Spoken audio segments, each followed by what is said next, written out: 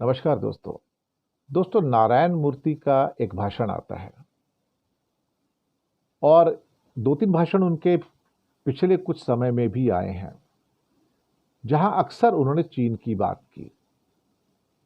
और इस भाषण में भी उन्होंने कहा कि हमको स्टडी करनी चाहिए कि चाइना ने पिछले 30-40 सालों में ऐसा क्या किया जो हम नहीं कर पाए। एज ए मास्टर इनोवेटर, एक पिन से लेके हवाई जहाज तक बनाता है वो। कोई ऐसी चीज है नहीं दुनिया में जिसे चीन ना बनाता हो, और कोई ऐसी चीज नहीं है जिसे हिंदुस्तान बनाता हो। मतलब वो सब कुछ बनाते हैं, हम कुछ भी नहीं बनाते। वो सब कुछ इनोवेट करते हैं, हम कुछ भी इनोवेट नहीं करते। वो सब कुछ नवाचार या इन्वेंशन भी करते हैं नई नई चीजों की, हम कुछ भी नहीं करते। यही दिक्कत है सारी की सारी। उनके पास जो रिसर्च के जो कोर्सेज हैं, वो लोग करीब करीब $550 बिलियन एक साल में खर्च करते हैं। हम $2-3 बिलियन भी खर्च नहीं करते हैं। वही तो नारायण मूर्ति कह रहे हैं कि दुनिया की शेल्फ पे आप कभी बाहर जाओगे तो एक भी इंडियन सामान आपको वहां पर नहीं मिलेगा। नॉट इवन वन गुड्स जिसे आप कह सको कि ये इंडियन है और आप दुनिया की शेल्फ से उसे खरीद पाओ।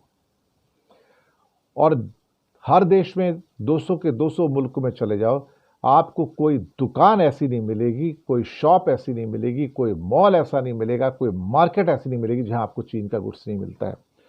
और सारे के सारे गुड्स 80-90% चीन के ही मिलते हैं। बल्कि यूरोप में, अमेरिका में, कनाडा में तो चीज़ें बननी बंद हो गई हैं। ऑस्ट्रेलिया में, जापान में चीज़ें बननी बंद हो गई हैं, बल्कि वहाँ तो अब सारी चीज़ें मेड इन चाइना चलती हैं आज की डेट में। तो दुनिया की फैक्ट्री कौन है? चीन है।